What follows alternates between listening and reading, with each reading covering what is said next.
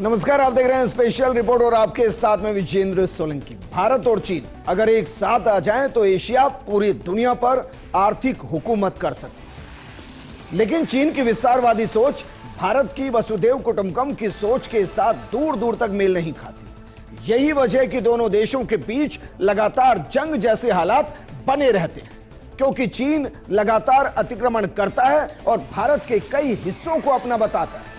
वहीं जो सीमा विवाद है उस पर तनाव की स्थिति लगातार बनी रहती है।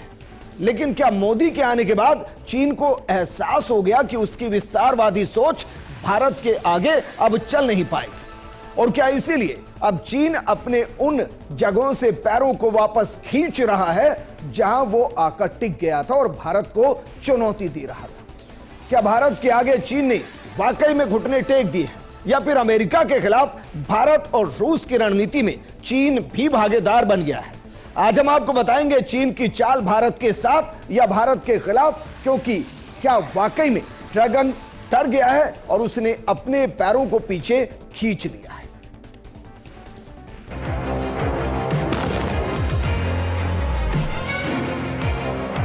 An agreement has been reached on patrolling arrangements along the line of actual control in the India-China border areas.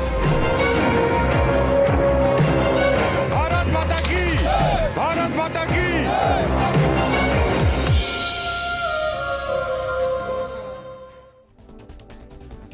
सबसे पहले आपको बताते हैं कि आज की वार्ता में क्या क्या हुआ, क्योंकि उसी ने एक नई रेखा को खींचा है जो एलएसी और मैकमोहन के साथ है। ये क्या है ये आगे चलकर आपको बताएंगे, लेकिन भारत और चीन के बीच एलएसी यानी कि लाइन ऑफ कंट्रोल पर पेट्रोलिंग को लेकर नई सहमति बनी है। दरअसल देवसांग और डैमचौक पर दोनों देशों की सीमाएं पीछे हटेंगी। सेनाएं जो पीछे हटेंगी, दोनों पक्ष गश्त शुरू करने पर सहमत हुए हैं और चीन के साथ कई मुद्दों पर समाधान हुआ है।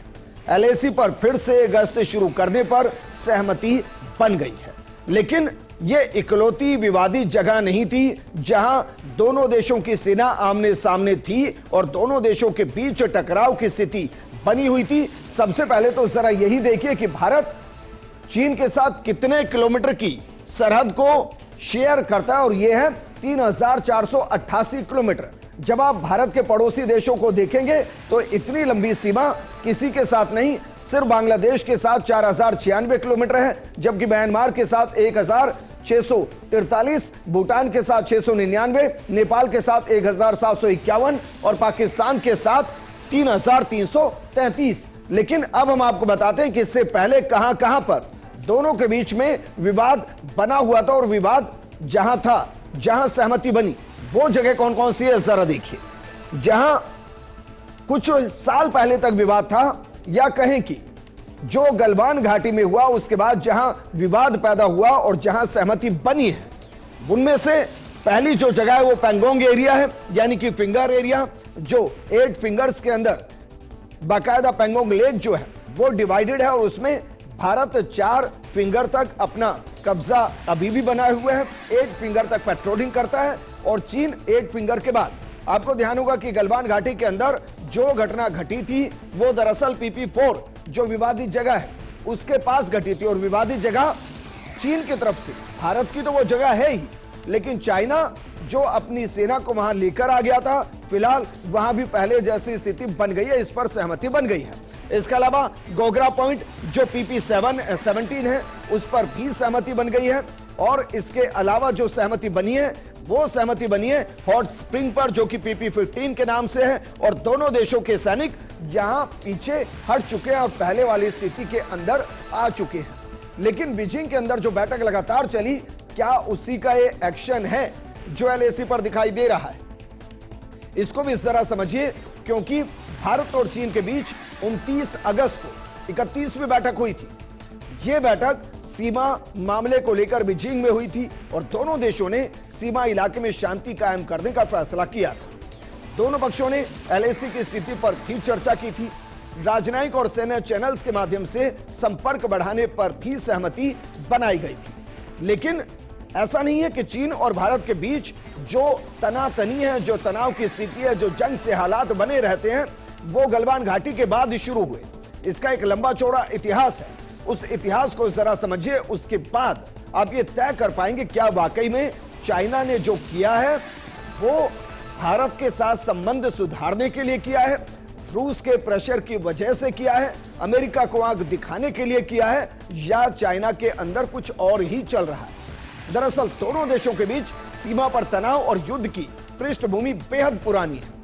भारतीय इलाकों में अतिक्रमण की शुरुआत चीन ने 1950 के आसपास ही शुरू कर दी थी, या कहें कि 1950 के मध्य आते आते उसने इसकी शुरुआत की। 1957 में चीन ने अक्साई चीन के रास्ते पश्चिम में 179 किलोमीटर लंबी सड़क बना दी। सरहद पर दोनों देशों के सैनिकों की पहली भिड़ंत भी 25 अगस्त 1959 में हो गई। दरअसल चीनी गश्ती दल ने नेपा फ्रंटियर पर लोजुंग के अंदर हमला किया था और इसी साल 21 अक्टूबर को यानी कि 1959 के अंदर ही लद्दाख के कोंगका में भी गोलीबारी चाइना की तरफ से की गई थी। इसमें 17 भारतीय सैनिकों की शहादत हुई थी। चीन ने इसे हर बार की तरह आत्मरक्षा की कार्रवाई बताई, जबकि भारत ने उस दौर में इसे सैनिकों पर अचानक हमला करने की कार्रवाई बताई, बिल्कुल वैसे जैसे गलवान घाटी के अंदर घटना घटी थी। तो चलिए एक बार गलवान घाटी के अंदर क्या घटा था इसको भी समझ लेते हैं, क्योंकि उसके बाद जो तनाव की स्थिति उस दौर में पैदा हुई वो जंग के हालात तक पहुंची थी। लेकिन फिलहाल जिस तरीके से चाइना ने अपने कदमों को पीछे खींचा है, उसके बाद एक बार फिर से स्थिति सामान्य होती नजर आ रही है। और ये मोदी गवर्नमेंट की वाकई में एक बड़ी कूटनीतिक और वैश्विक या कहें कि जियोपॉलिटिक्स के अंदर एक बड़ी सफलता जिसको वैश्विक स्तर पर देखा जा रहा है। लेकिन गलवान घाटी के अंदर क्या हुआ था जरा ये आपको बता रहे हैं। देखिए तारीख थी 15 जून 2020, जगह थी गलवान घाटी।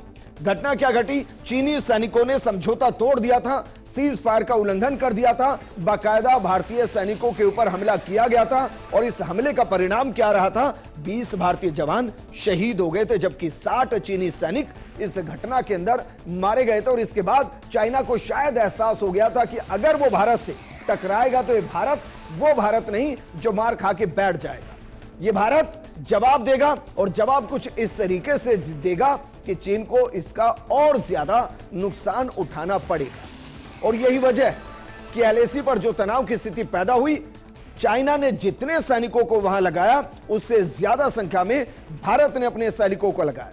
चीन अगर उस एलएसी के बॉर्डर के पास लगातार कॉलोनियां बसाता रहा, अगर वो पुल का निर्माण करता रहा, तो दूसरी तरफ भारत ने बॉर्डर से लगते हुए गांवों के विकास के लिए एक लंबी चौड़ी योजना को शुरू किया और हाईवेज का वहां ज्यादा से ज्यादा निर्माण किया। लेकिन एलएसी पर जयशंकर ने भी लगातार अटैक किए, जुबानी अटैक किए और चीन को लगातार आईना दिखाते रहे। तारीख के साथ शुरू करते हैं। तारीख थी 7 मार्च 2024। चीन लिखित समझौते को नहीं मानता है, एक करारा जवाब जयशंकर ने दिया। उन्होंने कहा कि बॉर्डर पर 1975 से 2020 तक शांति बनी हुई। 2020 में गलवान झड़प ने सब कुछ बदल कर रख दिया, क्योंकि चाइना ने अपने वादे को तोड़ दिया था। इसके बाद 13 मई 2024 को ऐसे जयशंकर ने क्या कहा, उन्होंने कहा कि देश की सुरक्षा की अनदेखी नहीं की जानी चाहिए। भारत ने सीमा पर सेना की तैनाती की है, चीन को उसी तरह से जवाब दिया जाएगा जिस तरीके से चाइना चाहता है। मुंहतोड़ जवाब, क्योंकि अब का भारत जवाब देता है, चुप नहीं बैठता है। अगर चाइना की तरफ से कुछ किया जाता है तो उसी वक्त जवाब दिया जाता है और सेना को फ्री हैंड दिया हुआ है। इसके बाद 25 जुलाई 2024 सीमा विवाद से भारत चाइना संबंध फिर से बहाल नहीं हो पा रहे। सीमा पर जैसे हालात होंगे हमारे रिश्तों में भी वैसा ही दिखाई देगा। दरअसल चाइना को सबसे ज्यादा जो डर लगता है वो अपने इकोनॉमिकल ब्रेकडाउन से लगता है, क्योंकि चाइना की अर्थव्यवस्था उसी पर टिकी हुई है और भारत उसके लिए एक बड़ा बाजार है। ऐसे में अगर चाइना के साथ तनाव की स्थिति बनती है तो फिर भारत के अंदर कई तरीके की मुहिम चलती है, जिनमें जो सबसे प्रभावी होती है, जो कॉमन मैन के दिल तक पहुंचती है, वो होती है बाइकॉट चाइना। और जब बाइकॉट चाइना कहा जाता है तो चीनी सामान जो बाजार के अंदर होता है उसको भारतीय खरीदते नहीं और एक बड़ी चोट चाइना को लगती है। इसके अलावा वैश्विक स्तर पर जिस तरीके से अमेरिका चाइना के खिलाफ आकर खड़ा हो गया है, उसमें चाइना चाहता है कि वो भारत के साथ अच्छे संबंध रखे।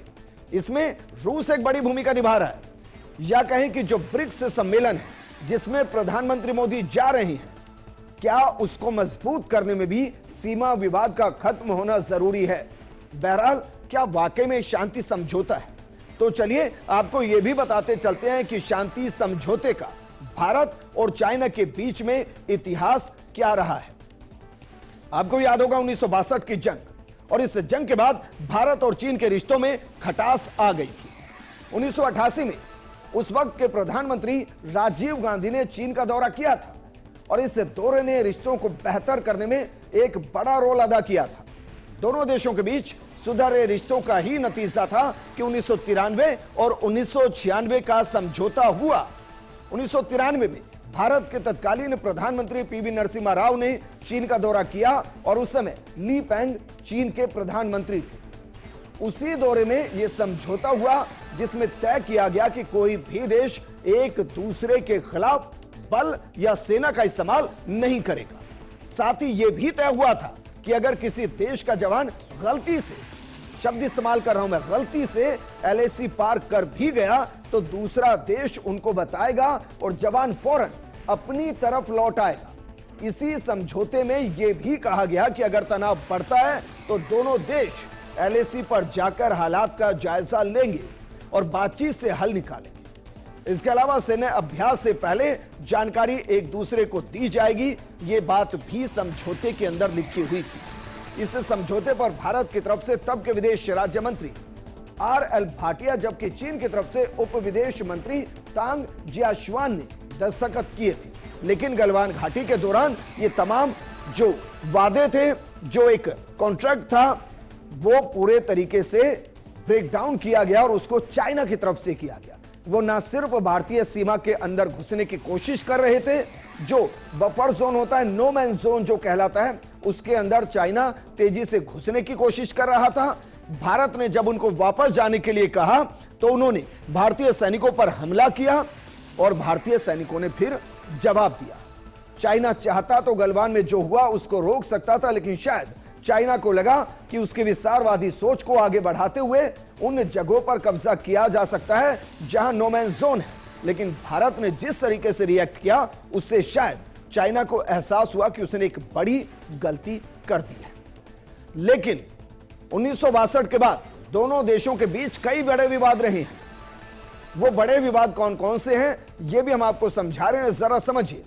सबसे पहले 1967 सिक्किम तिब्बत बॉर्डर के चोला के पास भारत ने चीन को करारा जवाब दिया था। इसमें भारत के 80 सैनिक शहीद हुए थे, हालांकि चीन के 400 सैनिक मारे गए थे। इसके बाद 1975 याद कीजिए, चीन ने असम राइफल्स के जवानों की पेट्रोलिंग टीम पर अटैक किया था। इस हमले में भी 4 भारतीय जवान शहीद हो गए थे। 1987 याद कीजिए, भारत और चीन के बीच तवांग के उत्तर में समदोरांग चू इलाके में टकराव हुआ था। बातचीत के बाद बिना किसी खून खराबे के मामला शांत हो गया था। 2017 आपको बखूबी याद होगा, गलवान घाटी से पहले डोकलाम के अंदर जिस तरीके की स्थिति बनी थी। डोकलाम में 75 दिन तक सेनाएं आमने सामने डटी रही थी। चीन ने यहां सड़क निर्माण का काम शुरू किया था तो भारतीय सैनिकों ने उसे रोक दिया था। इसके बाद 2020 गलवान घाटी में दोनों सेनाओं के बीच झड़प में 20 भारतीय सैनिक शहीद हो गए थे, जबकि चाइना के कहा जाता है कि 38 से 60 के आसपास सैनिक मारे गए थे। 2022 अरुणाचल के तवांग में चीनी सैनिकों ने भारतीय पोस्ट को हटाने की कोशिश की थी और भारत के 6 जवान घायल हुए थे। चीन को हमसे ज्यादा नुकसान हुआ था। यह इतिहास हम इसलिए आपको बता रहे हैं क्योंकि चाइना जो कह रहा है उस पर वो डटता नहीं है, और जैसे चीनी सामान की कोई वैलिडिटी नहीं होती, बिल्कुल इसी तरह चीनी बयान की भी कोई वैलिडिटी नहीं।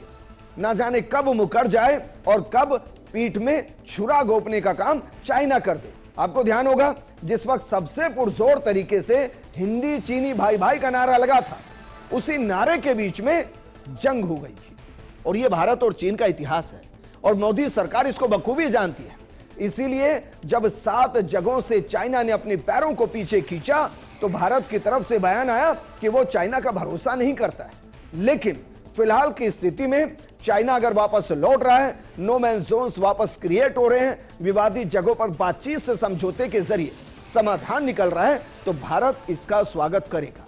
लेकिन जिस एलएसी पर लगातार विवाद चल रहा है, जो लगभग 3500 किलोमीटर के आसपास है, वो विवाद और भारत चीन का रिश्ता ये कैसे एक साथ चलता आया, इसको भी जरा समझने की कोशिश कीजिए। साल 1962 में भारत चीन का युद्ध हुआ था, जहां दोनों देशों की सेनाएं तैनात थी। उसे एलएसी माना गया। भारत मानता है कि एलएसी की लंबाई 3488 किलोमीटर है, वहीं चीन इसे सिर्फ 2000 किलोमीटर बताता है। वो 1488 किलोमीटर की बॉर्डर को मानता ही नहीं। दोनों देशों के बीच अब तक पूरी तरह से बॉर्डर तय नहीं हुआ, क्योंकि कई इलाकों को लेकर दोनों के बीच विवाद है। मसलन भारत पश्चिम सेक्टर में स्थित अक्साई चिन पर अपना दावा करते हैं, जो चाइना को गिफ्ट कर दिया गया। अक्साई चिन चीन के कब्जे में है फिलहाल।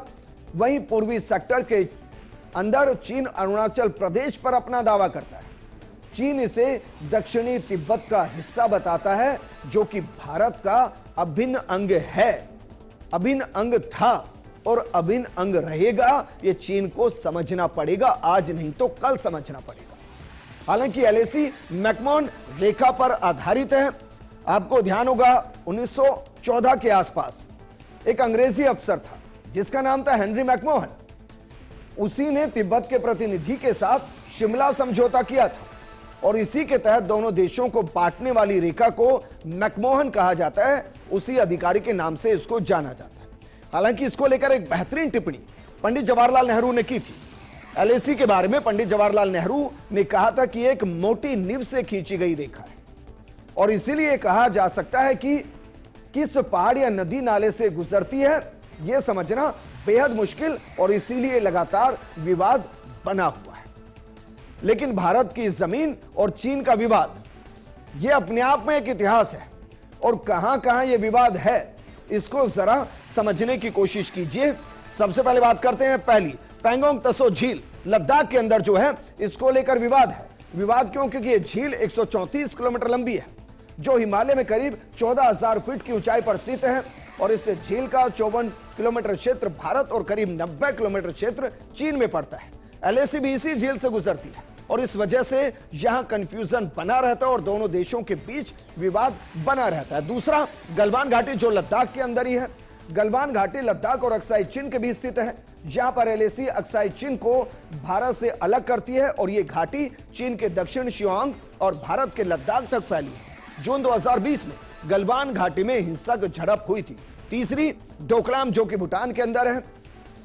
डोकलाम भूटान और चीन का विवाद है, लेकिन यह सिक्किम सीमा के पास पड़ता है और यह एक तरह से ट्राई जंक्शन है, जहां से चीन, भूटान और भारत नजदीक है। भूटान और चीन दोनों इस इलाके पर अपना दावा करते हैं। भारत भूटान के दावे का समर्थन करता है। 2017 में करीब 2.5 महीने तक डोकलाम पर भारत और चीन के बीच विवाद रहा है।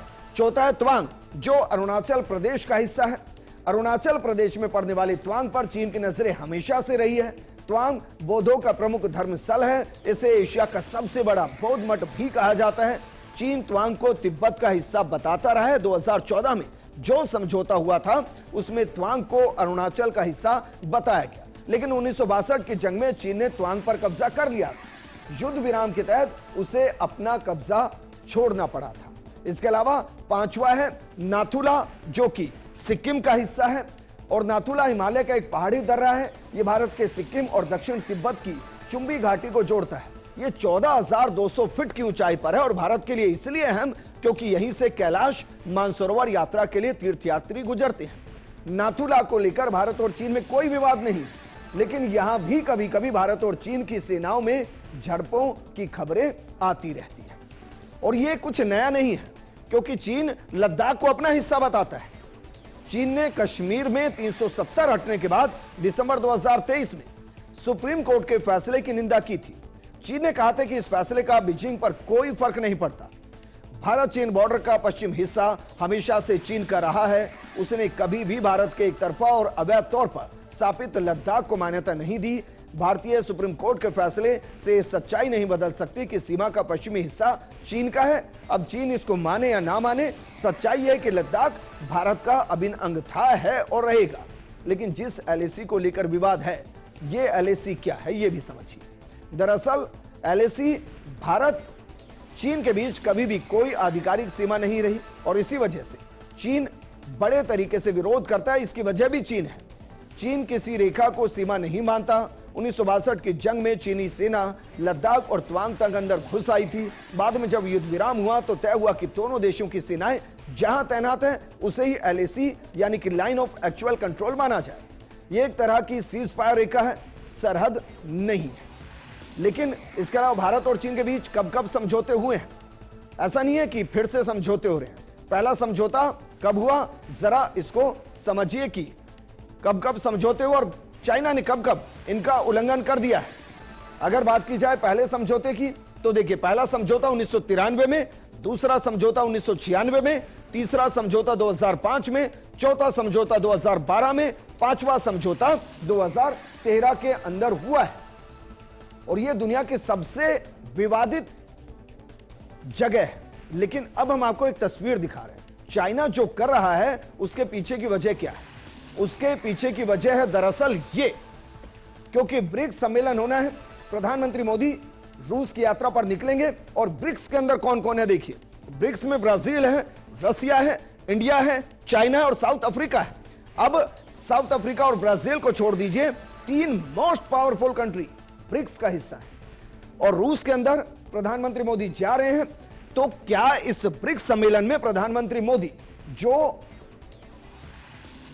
शी जिनपिंग से मुलाकात कर सकते हैं, क्या उस वजह से भी यह सीज फायर की जा रही है, या कहीं कि चाइना 2 कदम पीछे खींच रहा है? क्योंकि चाइना जानता है कि ब्रिक्स का मजबूत होना नेटो देशों के मुकाबले एक ऐसा समर्थन है जहां नेटो देश कमजोर पड़ सकते हैं। क्योंकि चाइना अमेरिका से परेशान, रूस अमेरिका से परेशान, भारत इन सब के बीच में गुटनिरपेक्ष। लेकिन भारत जिस तरफ होगा उधर बहुत कुछ होगा। इसलिए 22 और 23 अक्टूबर को होने वाली ब्रिक्स समिट में प्रधानमंत्री मोदी शामिल हो रहे हैं। रूस इस साल 16वीं ब्रिक्स समिट की अध्यक्षता कर रहा है। पीएम मोदी सदस्य देशों के नेताओं के साथ द्विपक्षीय बातचीत भी करेंगे। चीनी राष्ट्रपति शी जिनपिंग भी समिट में शामिल होंगे। इस दौरान पीएम मोदी और जिनपिंग के बीच मुलाकात हो सकती है। दोनों के बीच आखिरी बार 2022 में G20 समिट के दौरान मुलाकात हुई थी। जुलाई में मोदी 22वें भारत रूस शिखर सम्मेलन में हिस्सा लेने पहुंचे थे, जहां उन्होंने रूसी राष्ट्रपति पुतिन के साथ द्विपक्षीय बैठक भी की थी। लेकिन इस सबके बीच में अमेरिका ने जिस तरीके से बयान भारत के खिलाफ दिया, उसके बाद भारत क्या ब्रिक्स में चाइना और रूस के साथ एक ऐसा गुट बनाएगा जो नेटो देशों का मुकाबला करेगा, या कहीं नेटो के खिलाफ रहेगा? और क्या वाकई में चाइना के कदम पीछे खींचना भारत की तरफ दोस्ती के 2 कदम आगे बढ़ाना है, या पीठ में छुरा घोंपने जैसा है? ये वक्त बताएगा। इस प्रोग्राम में फिलहाल इतना ही। नमस्कार।